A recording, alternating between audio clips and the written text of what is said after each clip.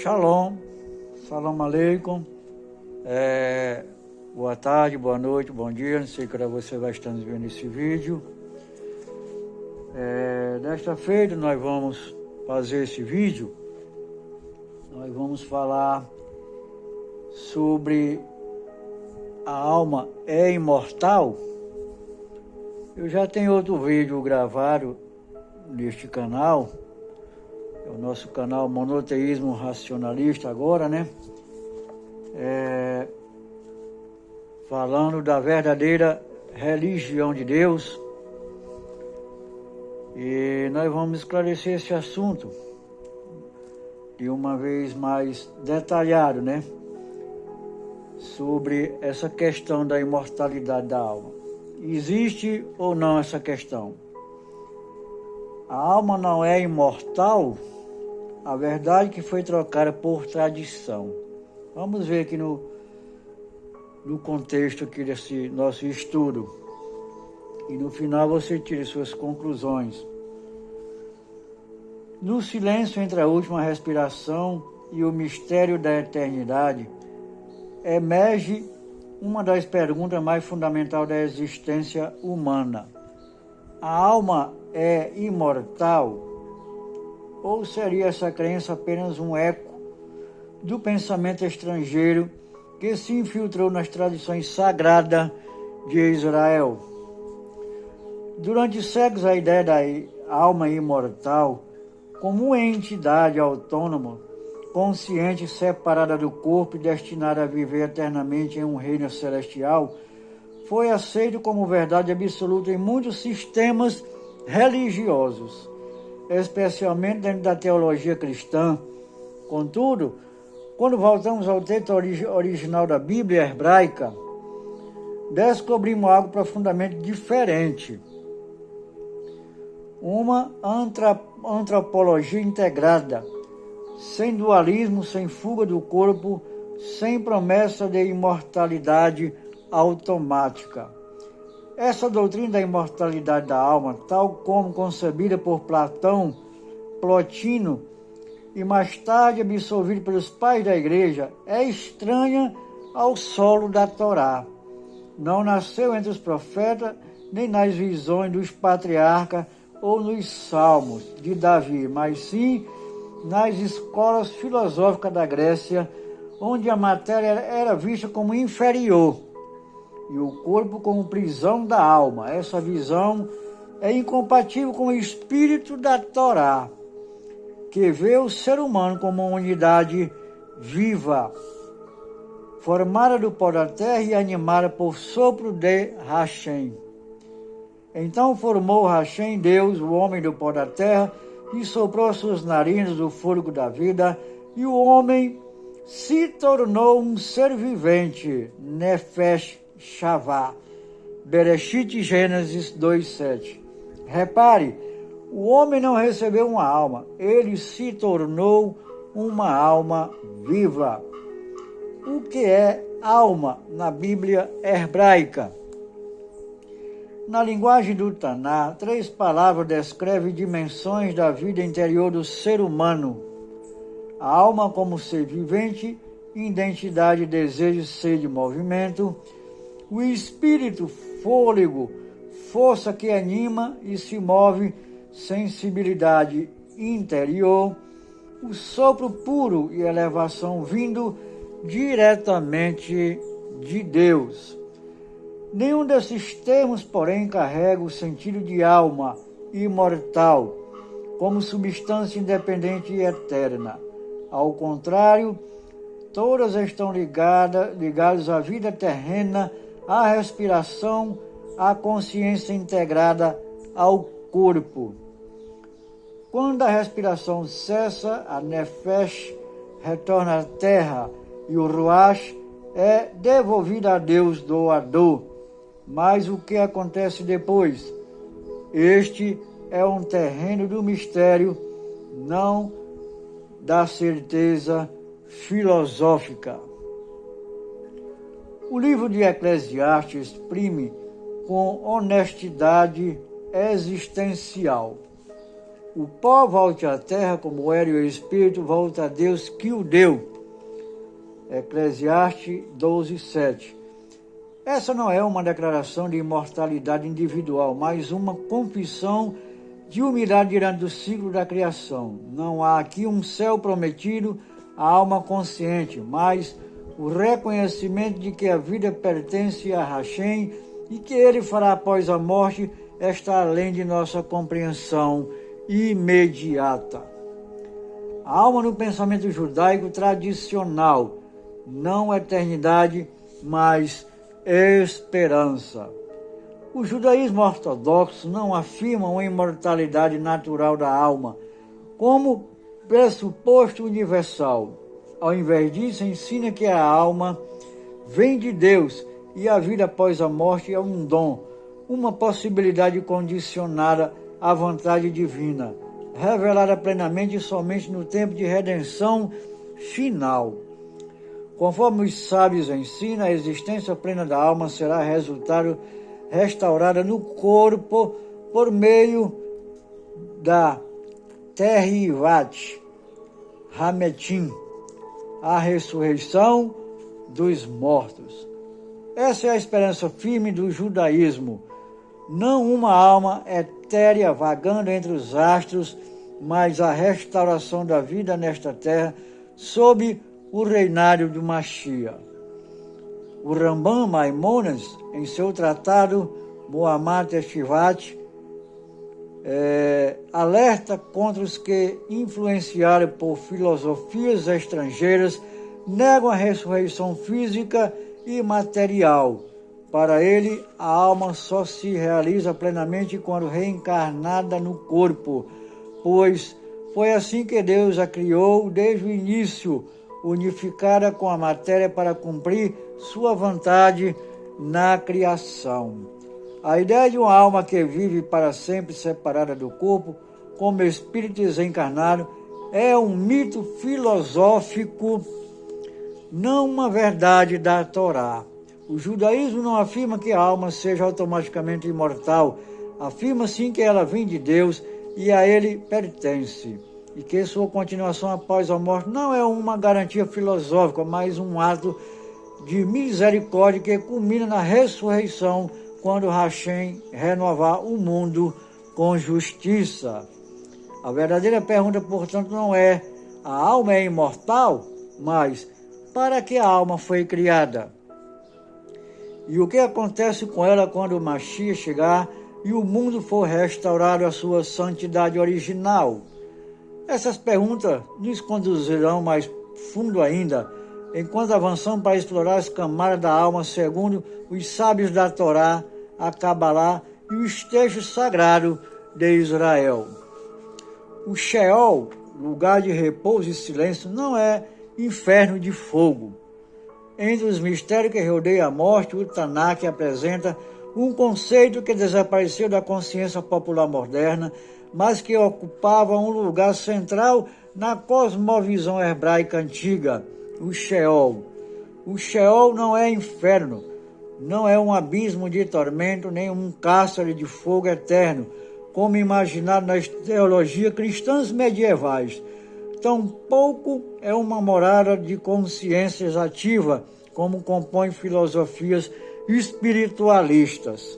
No Tanakh, o Sheol é descrito como o destino universal dos mortos, justos e ímpios, um lugar de escuridão, silêncio e ausência de ação. Ele não é objeto de terror, mas de reverência e aceitação, um espaço simbólico onde o tempo cessa, os olhos se fecham e a alma aguarda o decreto de Hashem. Pois na morte não há lembrança de ti.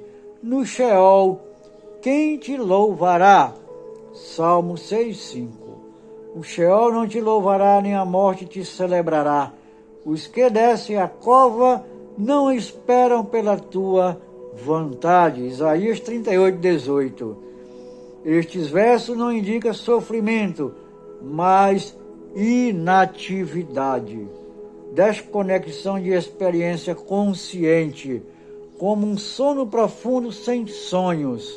A Nefesh desce ao Sheol não para ser julgada eternamente, mas para repousar como o corpo retorna ao pó, como diz o sábio Correlete. Tudo quanto te vier a mão para fazer, faze-o com todas as tuas forças, pois não há obra, nem plano, nem conhecimento, nem sabedoria no Sheol, para onde tu vais. Eclesiastes 9:10. Sheol e justiça divina. Diferente do conceito cristão do céu e inferno como destinos antagônicos e imediato após a morte, o judaísmo vê o Sheol como estágio provisório, não como sentença eterna. A justiça divina, conforme a tradição, se revelará plenamente no tempo da ressurreição, não antes. É nesse contexto que se compreende a esperança escatológica judaica. Não que a alma seja julgada ao morrer, mas que aguarde até que Hashem execute o juízo com sabedoria perfeita no fim dos dias. Ezequiel e a morada da alma. A alma que pecar, essa morrerá. Nesse texto é tão direto e ao mesmo tempo tão ignorado pelas doutrinas que pregam a imortalidade natural da alma, quando o capítulo 18 do profeta Ezequiel, Hashem fala por meio do seu profeta: eis que todas as almas são minhas, como a alma do pai, assim também a alma do filho. A alma que pecar, essa morrerá. Ezequiel 18:4. Este versículo, repetido e reforçado em Ezequiel 18:20, desfaz claramente qualquer ideia de que a alma seja intrinsecamente eterna. A alma pertence a Deus, não é um princípio autônomo.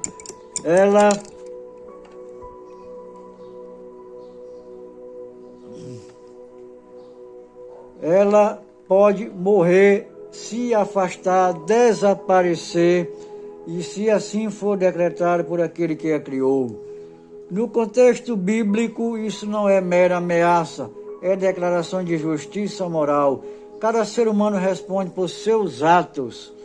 A imortalidade, se existia, um dom de Hashem e não uma condição ontológica da alma humana. A vida não é garantida por essência, mas sustentada pela fidelidade divina. O contraste com o pensamento grego. Esta visão está em total contraste com a filosofia platônica, que via a alma como imortal por natureza eterna e independente do corpo. No judaísmo, a alma é criada, ela teve um começo e sua continuidade depende do eterno Deus. Essa diferença é fundamental. Enquanto o platonismo ensina que o corpo é o problema e a alma o verdadeiro eu, o judaísmo afirma: e formou Deus do pó da terra e soprou em suas narinas o fôlego de vida, e o homem se tornou uma alma vivente. Gênesis 2:7. Ou seja, não há alma sem corpo, não há vida sem integração. O Sheol é silêncio, não é punição.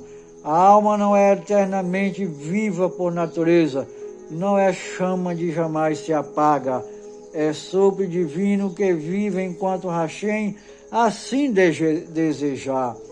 A tradição judaica nos convida não ao medo da morte, nem à obsessão pela imortalidade, mas à confiança humilde na justiça de Deus e a esperança firme de que no tempo apropriado Ele chamará o que dormem no pó para viverem novamente.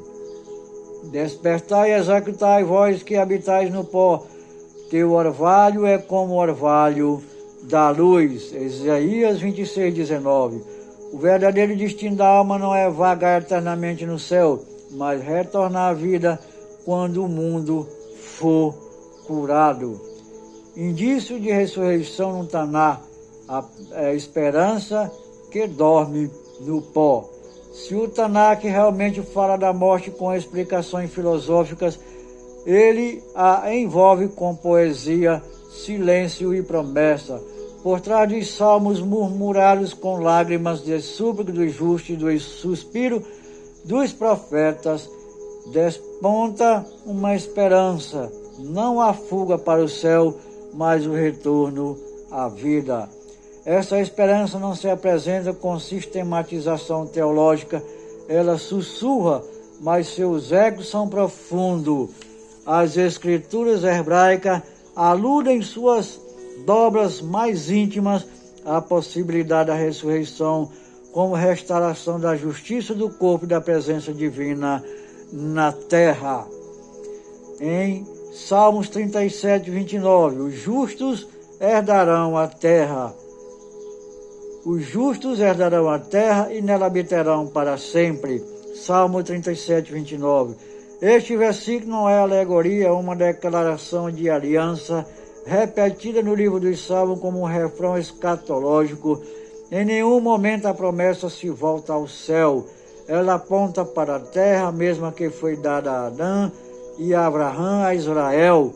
Os sábios de Israel entenderam que esta herança não é apenas uma posse geográfica, mas um estado futuro da realidade, quando o mundo for purificado e a terra se tornar um palco da revelação de Hashem. Os justos habitarão nela com plenitude, corpo e alma unidos. Olam Rabá não é outro mundo senão mais este mundo transformado. A tradição rabínica entende este verso como profecia messiânica, aludida ao tempo após a ressurreição, quando os que hoje descansam no pó voltarão a andar por este solo com justiça e luz. Jó 14, 13 a 15. Me chamareis e eu te responderia.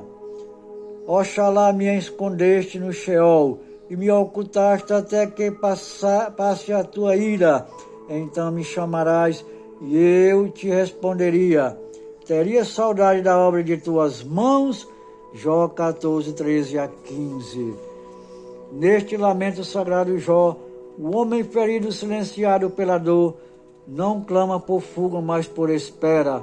Ele não suplica pelo céu, mas suplica pelo Sheol como abrigo temporário e deposita sua confiança em um chamado futuro. Esse chamado, me chamarias e eu te responderia, é uma linguagem que remete claramente à ressurreição dos mortos. É o mesmo verbo que Deus usa ao chamar Adão, Abraão e os profetas. Aqui Jó antecipa o momento em que Hashem chamará os que dormem e eles responderão. Rashi comenta estas e uma das mais fortes expressões da esperança em Teshvat Hametim, ressurreição dos mortos, no texto mais antigo da Bíblia. Não se trata de imortalidade desencarnada, mas de um reencontro entre alma e Criador através da vida restaurada. Daniel 12, 2. E muitos do que dormem no pó da terra ressuscitarão, uns para a vida eterna e outros para a vergonha e desprezo eterno. Daniel 12, 2. Este é o testemunho mais claro e contundente da ressurreição corporal no Taná. Diferente dos salmos e lamentos poéticos, aqui o texto é direto, escatológico, profético. Ele apresenta a ressurreição como julgamento final, como separação entre os que viverão eternamente e os que experimentarão vergonha. Escrito no período do Segundo Templo, sob tensão apocalíptica, o livro de Daniel projeta o fim da história como um tempo de retribuição e renovação, não no céu, mas no próprio solo onde os mortos foram sepultados. Este verso serve de base para os ensinamentos dos sábios sobre Olam Rabá e é citado no Talmud Baalvi, Sanhedrin 90b, como uma das provas inquestionáveis da Teshuvah Hametim. A tradição não o entende como metáfora, mas como realidade futura, prometida por Hashem. O Tanakh, ainda que por vezes silencioso sobre os detalhes da morte, nunca abandona a esperança. Ele não oferece garantias filosóficas da imortalidade, mas plantas de promessa entre os escombros do tempo. A Bíblia hebraica não promete um céu onde a alma vagueia para sempre. Ela oferece algo mais ousado, um mundo onde a morte seria derrotada, os justos se levantarão e Hashem habitará entre os homens. E neste solo, com seus vales e montanhas, suas cinzas e sementes, que a esperança da ressurreição floresce, não como fuga da carne, mas como redenção do corpo, não como o fim da história, mas como seu recomeço eterno. Muito bem, meus amados irmãos, vamos ficando por aqui e numa outra oportunidade vamos dar continuidade desse estudo na segunda parte. Vamos falar sobre o tema a influência grega e o cristianismo, quando o corpo se tornou prisão e o céu refúgio. Muito bem, amados irmãos, até a próxima, que fique esclarecido esse tema de uma vez por todo, que a alma não é imortal, tá? E que a pessoa, quando morre, vai para o descanso eterno, aguardar a ressurreição. Não vai ficar vagando por aí, por um céu, por um inferno, por um purgatório. Não. As escrituras originais, que é a que eu creio e estudo, nos garante que todos dormirão no pó da terra, na inconsciência, e no final dos tempos, no juízo final, na ressurreição, nós retornaremos uns para a vida eterna e outros para a vergonha eterna. É assim que ensina a verdade, doa a quem doer. É assim que eu creio que a verdadeira religião de Deus prega. Um abraço a todos e até a próxima oportunidade, se Deus quiser.